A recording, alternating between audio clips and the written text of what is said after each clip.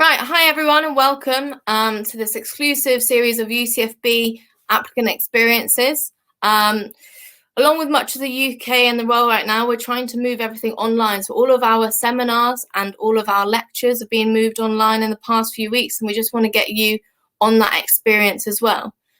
So what we're going to be doing, going to outline this session briefly. This session is just for you applicants. So you're already considering whether you want to study with us, and we want to make sure that you're fully equipped with everything that you need to do to make your final decision. And make sure it's the right institute and also the right degree for you.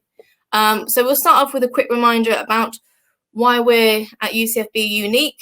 You might have already seen this at an open day or an applicant day, so we'll go through that as just a bit of a reminder.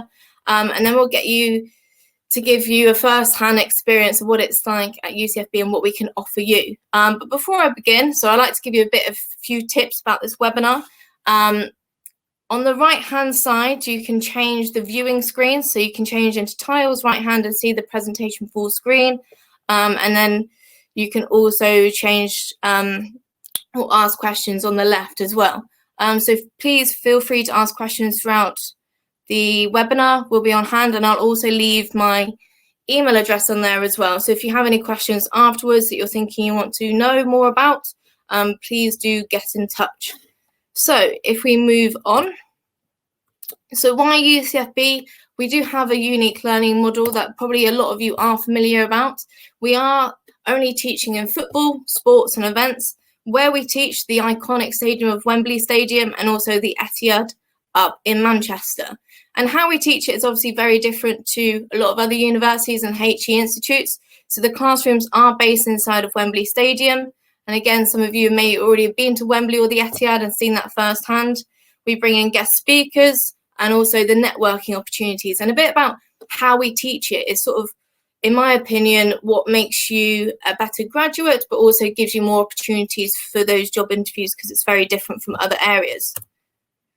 So what we said, bespoke industry relevant degrees taught by international academic, and also this academic team is not only teachers, but they're also industry professionals. So you are learning from the people that maybe you want to become later on in the future. Where we are, like we said, Wembley Stadium and the Etihad. But Wembley, there is a lot more going on outside of Wembley Stadium. So we also have the Hive, where Barnet Football Club play, and also London Bees, Tottenham Ladies, and also anybody that's playing against England at Wembley. That is also their training ground before that happens. We have First Way, new to September 2020, a mixture of academic spaces, halls of residence, and also an area that you can sort of do your working as well, and also the UCS Study Hub. So again, Wembley is the heart of UCFB, but everything is also out and about it. Pretty much the same as with the Etihad. The boxes are your classrooms as well, but we also have another site, Manchester Sports Village at Bellevue. Some of the lectures and some of the degree programs are taught at that sports village as well. But we also have Piccadilly Place, again, like your study hub, and also Liberty Point, the student halls, which are in the centre of Manchester. UCFB aren't just in the UK, we are also abroad. So some of you might have already seen about the UCFB Melbourne Summit that we had. And we also have Toronto, New York at the Red Bull Arena, and also Atlanta at the Mercedes-Benz Stadium. Obviously, if this virus wasn't with us right now, some of our students would be over in America at the summits, but that will continue later on. But just a bit of a rundown of what we got up to in Melbourne. So 10 days where students went over to Australia, listening to guest speakers from the industry, 7 sports covered, 5 live sports events. Don't know if you've ever been to Melbourne, but in my opinion, it's the capital of sports. You've got the Formula One, you've got the Rod Laver, you've got the Open, AFL, cricket. There's so much going on. And as a hub, a lot of experience and a lot of insight given to students who can go to these summits, see all these different things, but then also bring it back. So finding out what can you get from the MCG and apply it to your own situations or your own courses or your own careers and stuff like that. So you can go to these when you're at UCFB as a student, or you can go once you've graduated. So there are always times, and think maybe once you've graduated, there'll be loads of different study hubs that you can tap into as well. So a bit about the employability enrichment, and this is a bit about also, I think, how to make your CV stand out against everybody else. How can you get that best sort of interview with that favourite football team that you've always dreamed of? So we're combining academic study with the employability enrichment to give you the best opportunity. So we've got a partnership with the National League, hands-on experiences and placements, and we go with the National Leagues just because you're going to have more opportunities to do things, especially within coaching as well. Maybe if you go to the Premier League clubs or the high clubs, you might be just working with equipment or doing a bit of small drills. But if you go to the lower leagues, you'll have a lot more experience that will benefit you a lot more. So this is an example of who we worked with. Obviously, these are just examples in the past. FA, again, one of our partners. Not always just football. So you've got the Michael Carrick Foundation, you've got Rabble, Aspire to Be coaching, also Seattle Sounders. So maybe coaching abroad might be something that you're really interested in or you really want to be a part of. And again, just some more examples. So we had some students working in cricket, the Women's Super League, and the list goes on. And again, we've got a dedicated careers and employability team that will find these opportunities for you and make sure you can give the most experiences and opportunities that we can to sort of help with your graduate prospects afterwards. And again, some more examples of different football teams. The enrichment side, so these are open to you throughout your 3 years, and these are courses that run aside your degree program. You can pick and choose what you want to do. So from example, Sky Sports Match Commentary Masterclasses, digital sales marketing. You might already have your FA level 1 before you join with us in September, or you're doing it at the start, but then also get your FA level 2 or level 3 and so on. The more coaching badges you can get throughout your time at uni, the better the opportunities are after uni. So we do have a UCFB award in football and sports leadership. So more courses that you do, you can go from bronze, silver and gold. So when you have something like gold sports leadership on your CV and you go to a football club or rugby club or whoever, and they see that, that's an opportunity for you to say how much you've done outside of your degree program and just sort of show that you're very dedicated into your time and also very passionate and want to learn loads of stuff and sort of excel yourself. So the guest speaker examples, Gareth Southgate coming in, Sky Andrew, Casey Stoney. And these are just people that we want to bring in from the industry to sort of inspire you, have those networking opportunities, talk to them, ask them how did they get to where they are, just find out a bit more about them and just think, if I make this contact, can they help me in the future and how can that happen? The career service, CV workshops, online resources, job fairs and careers fairs, these all again for you to sort of help with actually the end process, the graduates that you want to be, and make sure that you can get the job that you do want to do, which is important. Over 90% of our graduates will go into employment within 6 months. 2/3 are working in sport, which is, I believe, above the national average. It's not saying that the other third aren't working within their degree. Maybe they're coaching in another side, or maybe they're doing finance in another area. So it's just making sure that actually 90% of you will get a job, which is the main thing that we want to go to university and have this experience for. Okay, so if we just, at UCFB, we want to make sure that the unique learning experiences and just give you all the experience and the understanding of the industry. So to host the rest of today, okay, and will be a better MC than me, we have BBC Sports Mark Clemmit. I don't agree with you for 1 second. Thank you for taking us through that whistle up. And I love the fact that you mentioned Melbourne as well, because I was lucky enough to go across and host that summit over there. And we had about 30 students made the journey, and it was breathtaking. The depth of information the speakers gave us, the real life experiences of going to live sport was fantastic. Have a lovely rest of the evening, Ellie. Thanks for taking us through that. Thank you very much. And I'm going to pick up on lots of points that Ellie made, but actually just on the employability front, I mean, well, probably the best thing I can do to illustrate this is that I host a thing called the Future Leaders Conference for UCFB at St. George's Park. So that's when graduates who are just about to leave the shores of UCFB head off into the workplace, and they come together at St. George's Park for a giant conference. We have some big name speakers and things there, and we did an alumni panel, and if my memory serves me right, we did this about 2 months ago. We had some very recent graduates. One was in a senior position at Watford Football Club in the partnerships and commercial department. Another one was an academy coach at MK Dons. Another one was in a very senior position as an events manager at the Football Association, which means that on match day at Wembley, they are literally involved in getting the teams out on the pitch and putting the whole event on at FA Cup semi-finals, final, and England internationals. And then the other one is a lovely story. It's somebody who, as a student, 2 years previously, had gone to the conference, and we had on the panel that year a guy called Richard Bevan, who's the chief executive of the League Managers Association. And the cheeky little beggar, talking of networking, went up to him at the end of the afternoon, got talking to him, said, "What's the chance of getting some employment here?" And before you know it, 2 years later, she's a major part of the League Managers Association's events team. And I'm talking at the back end of last year, she was one of the key people organizing a giant inauguration, a giant committing to the Hall of Fame at the LMA of Jurgen Klopp and Pep Guardiola. So it can happen very quickly with the sort of backdrop that UCFB outlines and provides for you.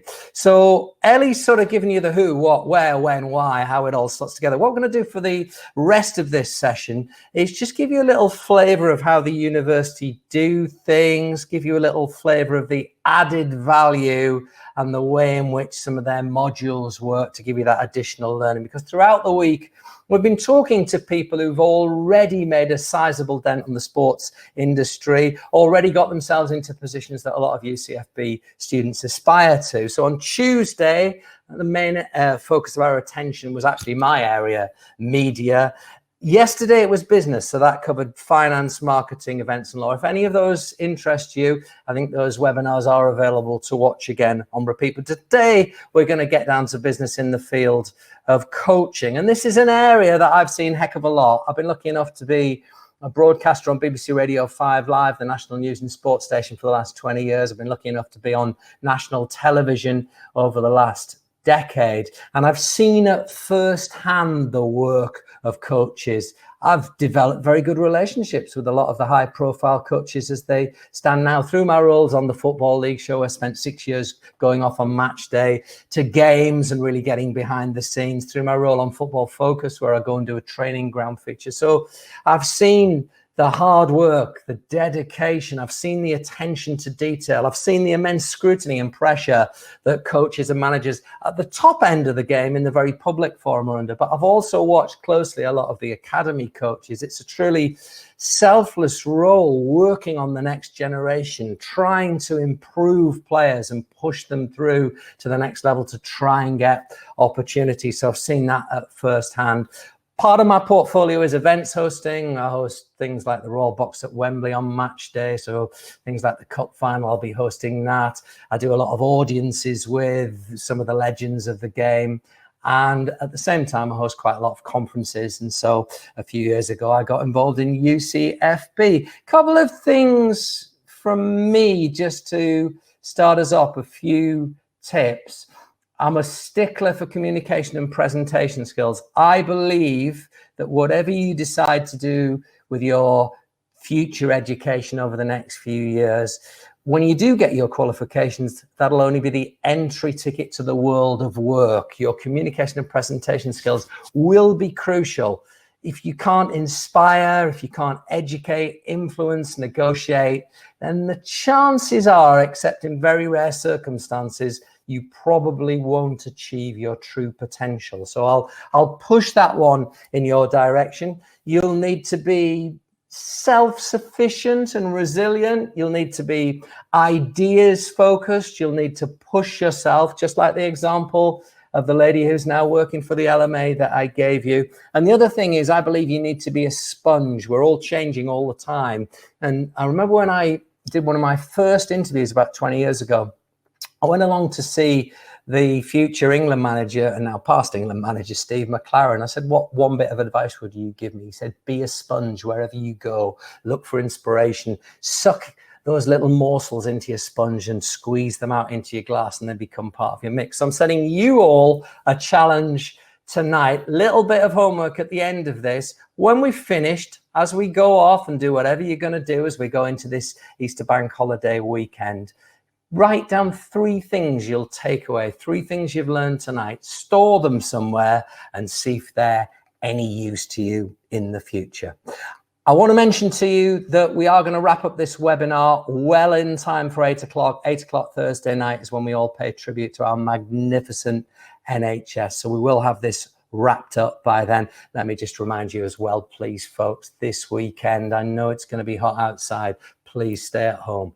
Please protect the NHS. Please help to save lives. It's absolutely crucial that we do our bit. Now, listen, UCFB aims to provide supportive pathways for the people that aspire to work in the football and sports industries. And what better way for you guys to find out a little bit more about how that all works than to hear from a current student. And I am delighted to say that joining us, we're going to have Peter Burns, who's going to come and join us now and chat to us. Are you there, Peter? There he is. Hi, Mark. Are you good? Yeah, I'm very well, thank you. Excellent. Give us a little bit of background as to the course that you're doing, where you've got to with it, and your experiences so far, please, Pete. Yeah, sure. So I originally started my course 2 years ago with a foundation. I'm doing football coaching and management, and currently in my 2nd year now. Before I'd started university. I was a coach and I was working at the same time. And then basically as I progressed with my coaching career, I took it to university. And where would you say you are now, and how much has the influence of UCFB come into the fold? How much has your thought processes changed since you've been part of the university? I'll definitely say UCFB has sort of catapulted my career. Don't get me wrong, I'm still at the bottom end of the ladder. I'm not quite up there yet with the top people in the industry. But my career certainly developed a lot since I've joined UCFB. How, Pete? What's happened? How do you feel that you've developed? So a lot of the time with our lectures, for what we do in the lectures, a lot of the theory, we then put it into a practical sense on the pitch as well. So learning both sides of it and then going out and doing it to the clubs that we take the opportunities with, that's where it comes from. So a lot of the opportunities that I've gained through UCFB has came from the employment and enrichment people. They basically give us a lot of opportunities to go and seek. Since I've been at UCFB, all I've done is take opportunities because they literally get handed to us.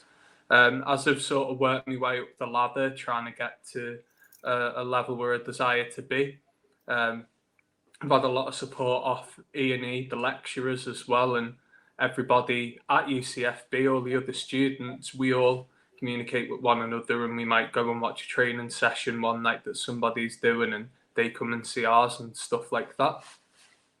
Well, listen, you say they're handed to you, but there is one vital component. When you step out into these opportunities, that's the point where you have to step up to the mark as well, surely. Yeah, definitely. But because of what we learn day in, day out, it makes it that little bit easier. We do a lot of CV build and stuff outside of lectures, and there's always opportunities to help you when you get there. So we all take turns at coaching in university. So you start learning how to do it in a more professional way where clubs will want to employ you. And with the name of saying within your CV that you do attend UCFB, a lot of people will take you anyway. Have you had a few of those kind of act as if moments when you've been put on the spot? It might be one of the university teams, or it might have been an opportunity you've been given, and that morning you're absolutely bricking it, and you have to turn up, and you've got to kind of push yourself to get onto the next step of the ladder. Oh, definitely. But going to UCFB is a very motivating atmosphere. So when you do come across these challenges, you start getting comfortable going outside your comfort zone. I definitely had it when I was asked to go to a training session, basically as an interview for Wigan Athletic ladies team, and to be one of the coaches. And it was one of those moments where I had to step out my comfort zone and really try and perform to the best of my abilities. And without the training and confidence that I get here at university, I don't think I'd achieve that. Wait a sec, Pete. That's one heck of a moment, isn't it? To have all those faces looking at you, all standing around in a huddle, waiting for instruction. That's a proper moment to be given so early in your career. You've just got to go with it 100% with everything you've got there. And as I say, the confidence is built from within the university, because it's a very motivating atmosphere when you are here. You go and take job opportunities, coaching opportunities everywhere you can. To be honest, me and most of the people on my course, we were coaching 2-3 teams at a time before lockdown and stuff. We all sort of push each other to get to the next step. How has lockdown affected you all? Have you found it a difficult thing to deal with? I mean, and your fellow students as well? Have you got a little WhatsApp group? Are you talking to each other? Are you keeping each other going? Yeah, we're asking each other questions about the coursework we've been given and whatnot. That's the biggest thing on the cards for now. But we get on really well. We're still in contact with our lecturers. We're still doing online lectures and whatnot. It's been really good and supportive of the university. The student council team as well, they've been putting a lot of stuff out. And obviously the support systems are always there, from the lecturers, from the support teams of UCFB, and obviously with us being busy doing our coursework and whatnot, we've been given content to look at. We've been given websites to visit to keep our brain in the game, basically. And to be honest, I've absolutely loved it. It's been a nice opportunity to absorb and learn, but in my own time, at my free will, and it's taken a lot of time and lockup up, to be honest with you. But it also says a lot about the university that they've kind of engendered that atmosphere where you're all supporting each other as students as well and keeping each other going and moving along. Oh, definitely, that's correct. It's a fantastic environment to be part of.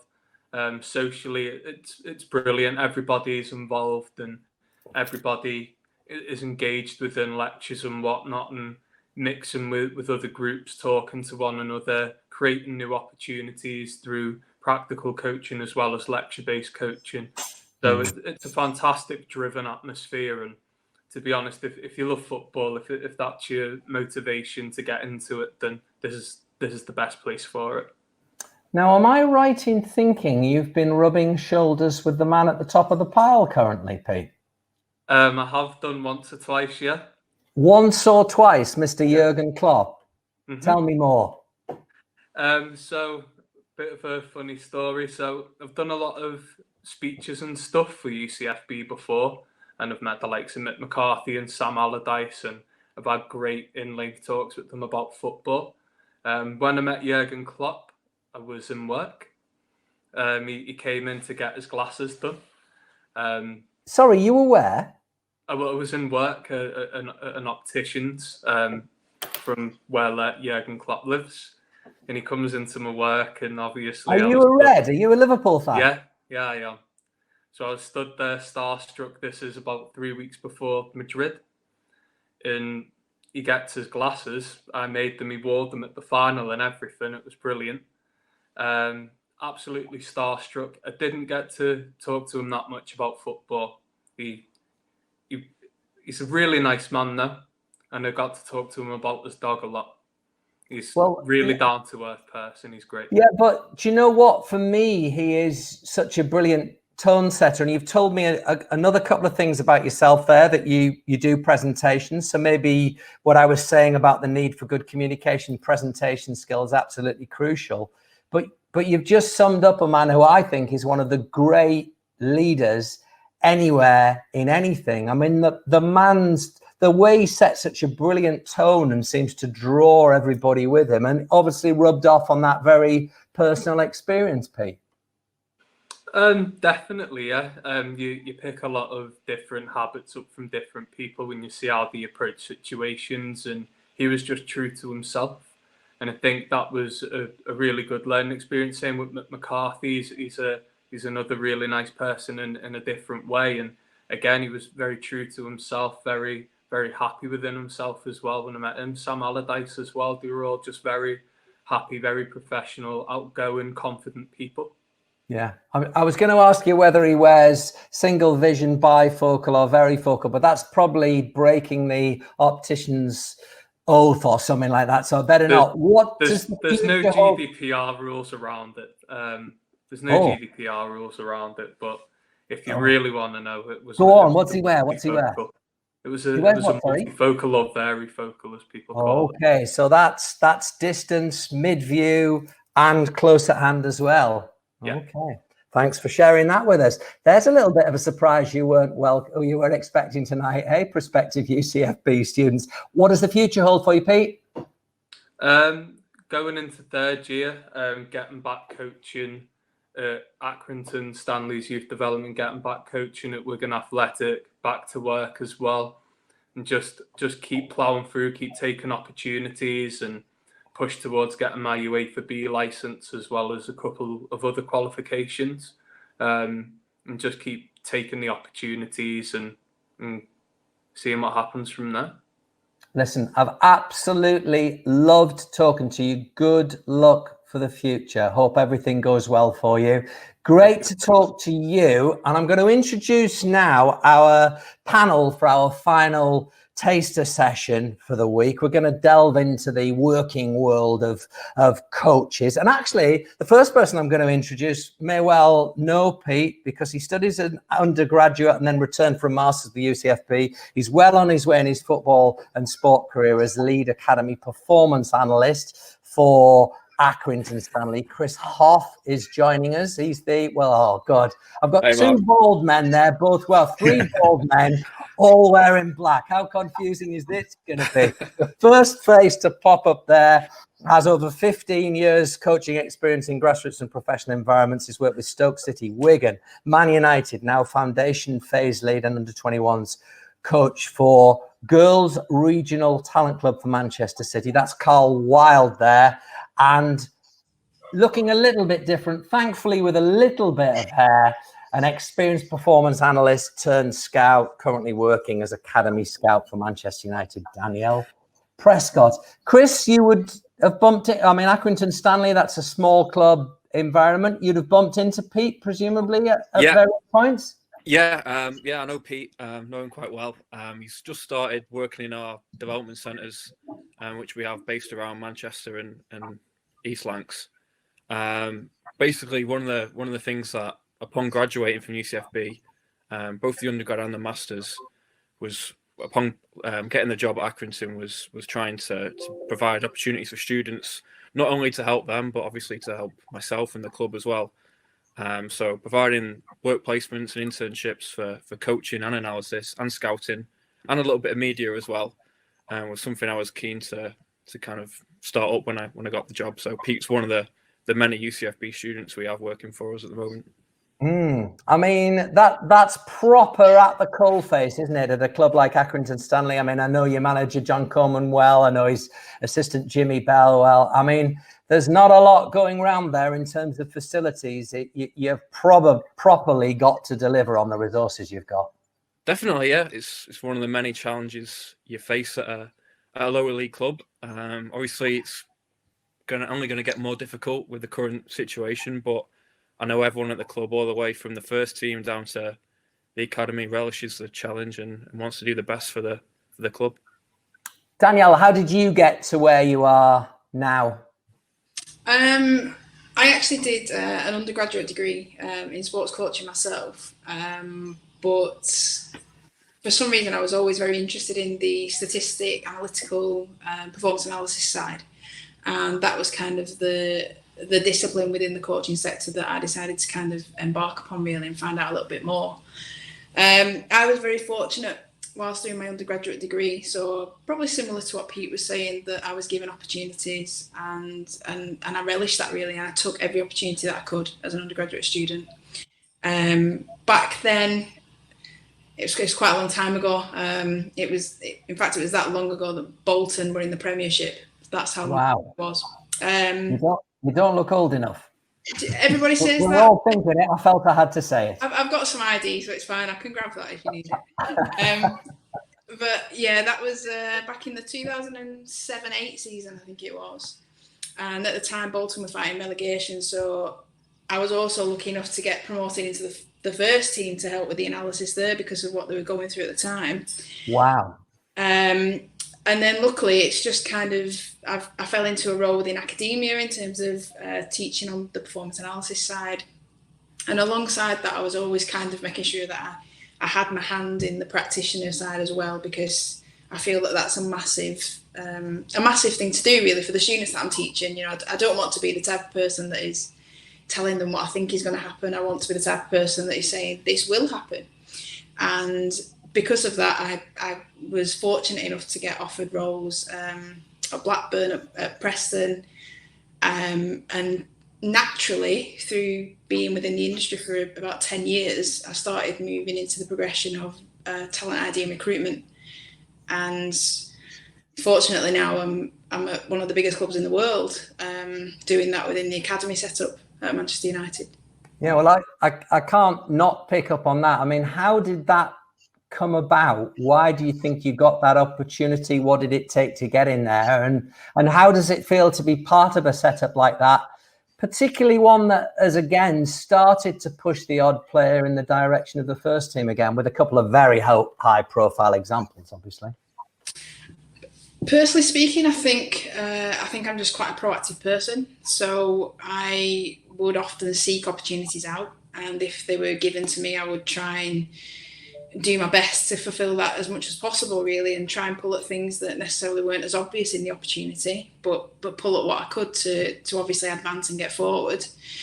And what happened was, through doing the performance analysis, I got opportunities to move into opposition reporting. I think that started at Fleetwood Town, actually. And because of the connections that I made there with Mickey Mellon at the time, that's kind of how I started moving into the recruitment role. So I went with Mickey to Shrewsbury Town and then again to Tranmere.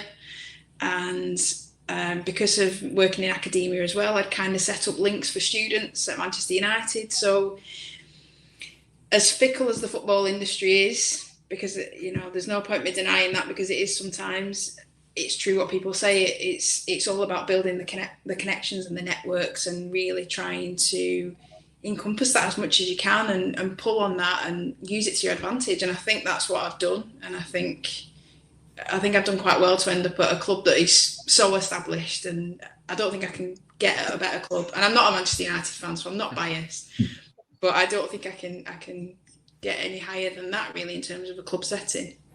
Congratulations. I've loved hearing your story. So, Carl, we've had obviously been proactive, that Danielle mentioned there, taking your opportunities, networking and building bonds. Similar sort of skill set that's seen you hold down that 15-year career so far?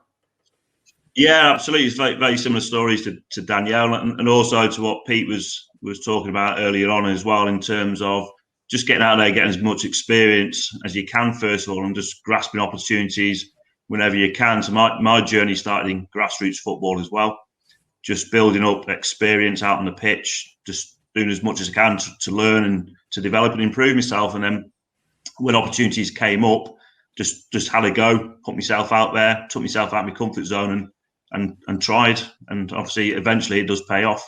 And then once you do have those opportunities,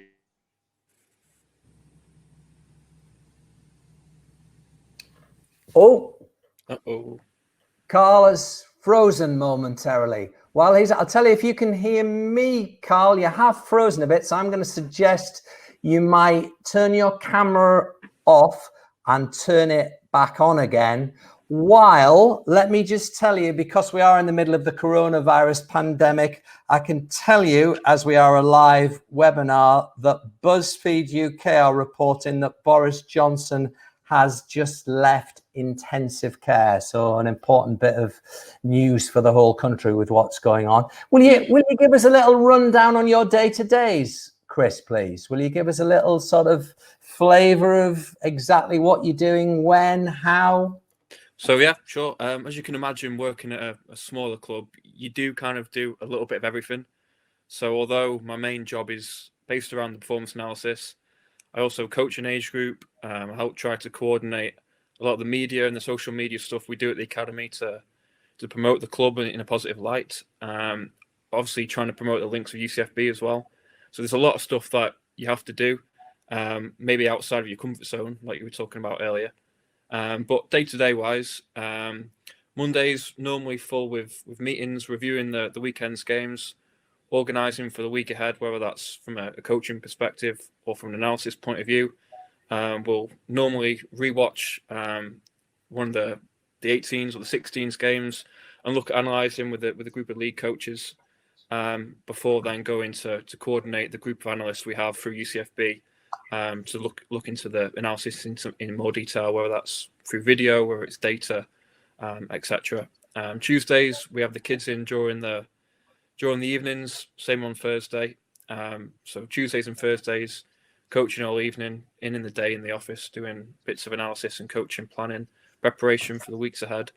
Wednesdays is the day off we have, and I say off very loosely because in football you don't really get much time off, as I'm sure the other guys can allude to. Well, it's a very immersive atmosphere, Chris, isn't it? I mean, you guys will start early July and probably not get finished if the season finishes in regular time and you're not going off to the playoffs, probably not get done until end of the first week in May, maybe second week in May. And it's constant. There's little room to hide when you've got a first team that's producing 46 games a year. Definitely, yeah, and it definitely replicated into the academy as well. Football is an industry that's non-stop, and you will work non-stop. But I can definitely say to all the students listening and watching, it's worth it. And if that's what you want to do, then you've definitely got to go for it. Because if you do make it, I'm not saying I have made it yet, I've not. But if you do make it and you do get a career in sport, you'll love it, and you'll want to keep in that industry for as long as possible. Carl, welcome back. Sorry, yes. It's fine, honestly. The importance of education to an aspiring coach. Do you want as big a mixture in there as you possibly can, or would you advise specialising? What are your feelings? I think first of all, a big mixture. I think especially when it comes to coaching, you won't really know exactly what you want to do with your coaching until you have a go at all areas of it.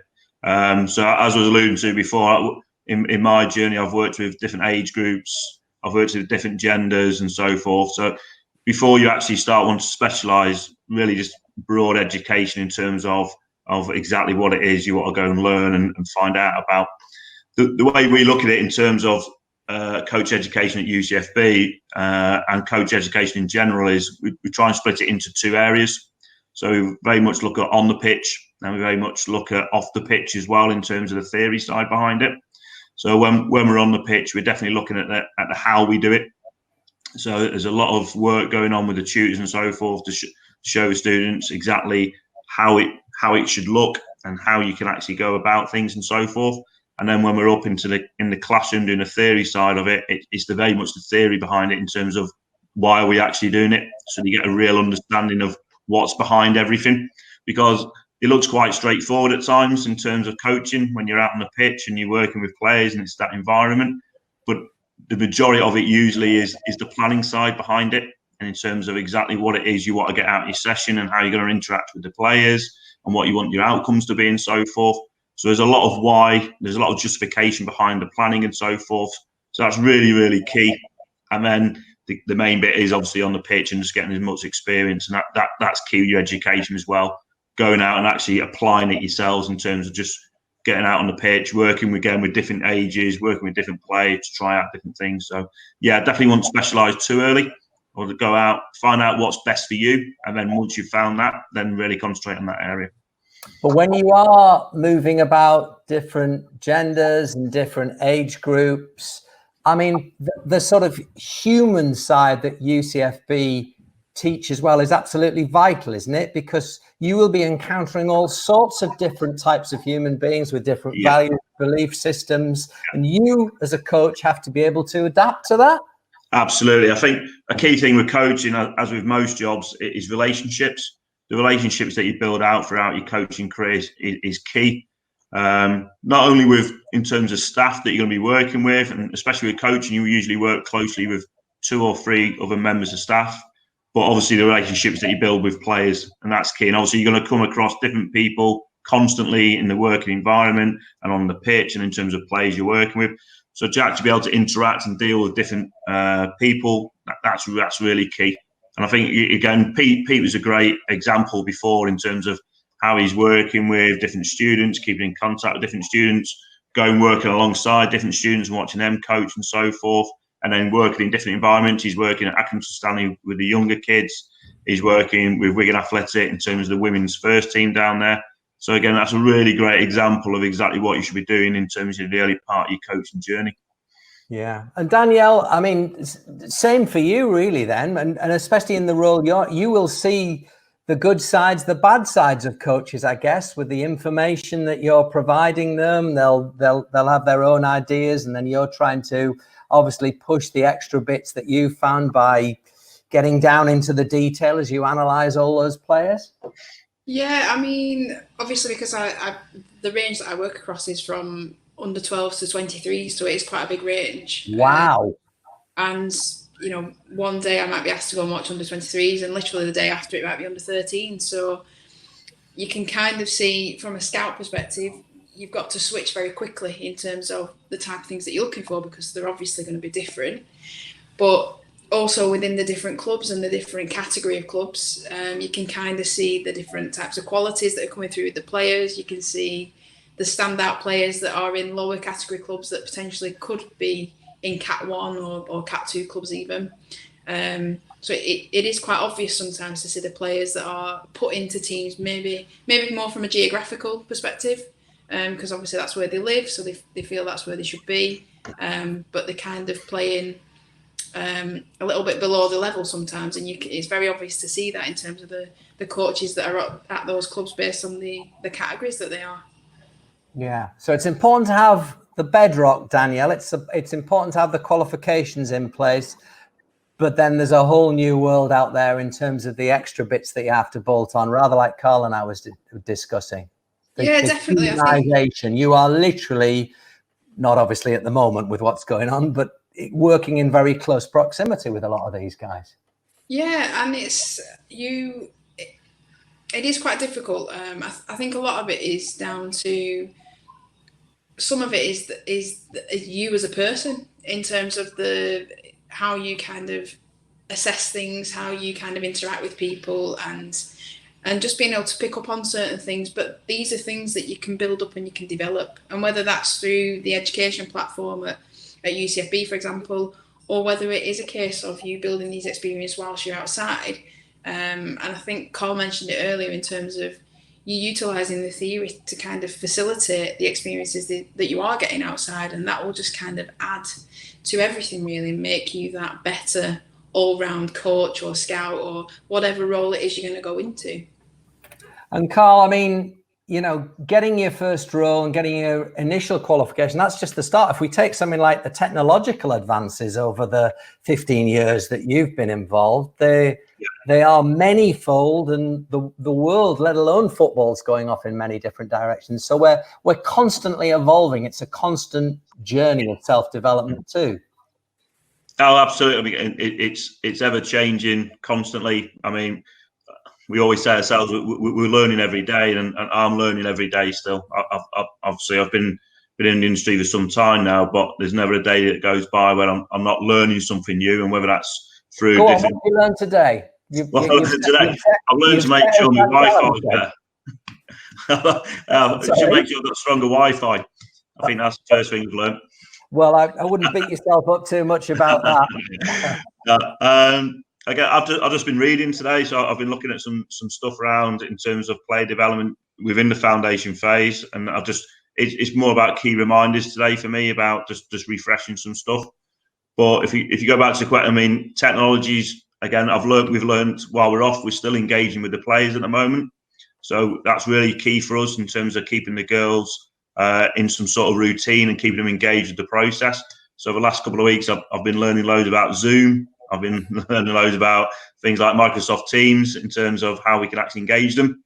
So, for instance, we had a scavenger hunt last night with our under-12s girls at Man City. You had a what? Sorry, you'll have to explain that to a scavenger hunt. So they all came in on Zoom, and then they all logged in, and then we gave them various items they had to go find around the house. Some were linked to football and some weren't linked to football. So it's a really just a social element of it, just to keep the girls engaged with each other and to keep them in contact with each other. And then obviously we try and do something every week just to give them a bit of structure during these times as well. So straight away, I'd never used anything like that before. So that was something I was learning this week. So yeah, it's just totally ongoing. The biggest thing for me in terms of just quickly in terms of technology, in terms of how it's changing, in terms of coaching, what I would say to everyone is in terms of that reflective process.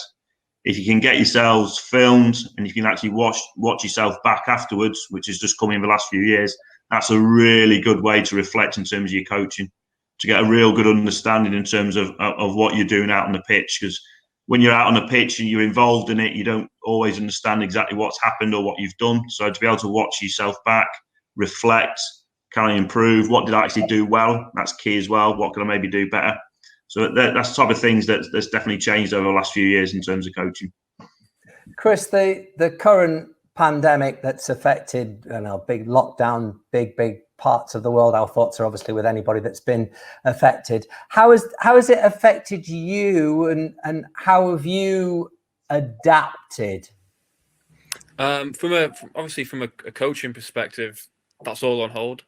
From an analysis perspective, it's been quite good, to be honest, because it's given me an opportunity to look back over the work we've done over the past sort of 9 months of the season, review it, reflect on it, like Carl said, in order to then improve it for next season. One of my key roles at the club is to produce individual learning plans for each player aged under 9 to under 18. So obviously having a massive amount of time over the past month or so and going forward has been really beneficial to go into real depth in these plans and look at where we can help the players moving forward to next season. So it's been a welcome break in some ways, but at the same time, I'm very much missing putting a pair of boots on and getting back onto the grass. Yeah, but a level of resilience and self-sufficiency in there as well, and a level of network support, as I was discussing with Pete, our current student, needing that socialization, people you can lean on, people that can prop you up, you propping other people up as well. Yeah, definitely. Yeah, I'm fortunate enough to know not only people that work at Accrington, but other clubs as well, and through UCFB and otherwise. And obviously being able to speak to people and learn from what other clubs are doing, how other clubs are supporting the players, like Carl's just said, the stuff they've been doing while the teams have been off. How can we support the players from home? How can we provide learning opportunities away from the club and away from the training ground? And I kind of feel a lot of the clubs are learning from each other and taking ideas from each other, which is what we should do in a time like this, and what we should do at any time during the season, to learn from each other in order to make better players across the country. We are obviously helping our prospective students make decisions about where they go next with their education. How have your degrees through UCFB benefited you? How many times do you sort of back reference in your mind and think, oh, there was a little bit of something there? Or has it now been subliminally sort of assimilated into you? It just sits there as part of you? I think the analogy you used earlier about being a sponge is especially pertinent. It was one of the first things Mike Walsh, one of the lecturers at UCFB, said to us back in 2000, I think it would have been 14, when I first joined UCFB, when we were based at Burnley. And he says the best coaches are thieves. So you'll steal bits and bits and bits from each coach you see, each football you see, each club you go to and work at. And eventually you'll you'll become an amalgamation of all these different things and become you. And I think that's a really important message for all the students out there. And then obviously, like Danielle said, around linking that to theory, linking that to academic research, which backs up your point of view or maybe provides an opposition to your current point of view, to help you challenge yourself and to move forward. Obviously, reflection is something yourself mentioned earlier, is massive for all coaches to look back on what you've done. During the postgraduate degree I did at UCFB in analysis and coaching, we did a coaching analysis module where we had to film ourselves over a period of time and then produce a project and presentation on our own coaching practice and how it's improved over a certain amount of time. So being able to do that, linked to the work I've been doing at Accrington and at a grassroots club at the time, and then link that to the UCFB course I was doing, the master's course I was doing, was massively beneficial and definitely helped me as a coach to improve. Danielle, take us back to a key decision that you have made and place yourself in our students' position, trying to weigh things up for the future. How do you make big decisions about what you're going to do? It's a tough question, that, isn't it? It is, yeah. I think, the best way to probably answer it is from a logical perspective. I think I'm quite a logical person, so logical, rational. I hate to say it, but I am quite black and white. I hate the grey. And that does help me quite a lot, actually, because it helps justify decisions that I do make. One thing that kind of stands out probably for me is during my time at Shrewsbury Town, and I was kind of on the verge of going from opposition analyst into recruitment. So there was a particular game that I went to watch. I think it was up in Chesterfield. They were going to be playing them the week after, and the report that I did was quite detailed, really. And I actually use it with a lot of students now to kind of show them the amount of work that you do have to do, and the information that came through it. Shrewsbury actually executed quite well in terms of the performance when they played against them, which resulted in a win. And it's very difficult sometimes to say, you know, that was partly the responsibility of the work that I'd done, but I like to think that it was. I'm not saying that it 100% was everything, because it wasn't. The coaches, you know, deserve all the credit that they did with them as well. But I think it played a massive part. And going into the recruitment side with Shrewsbury as well, I remember that I continuously kept putting reports on a certain player, and ironically, Chris, it was at Accrington Stanley. So it was a player at Accrington that is now at Shrewsbury, and I kept putting reports in on this player to the point that I said, should I stop doing this? And they said, no, keep doing it. And after I'd actually left Shrewsbury, that player got recruited to Shrewsbury, and he's still there now and doing quite well from what I can see. I think you better name him after this, hadn't you? Well, I don't think it's that difficult to work out. It's actually Omar Pickles, the centre-back. Ah, yes, of course.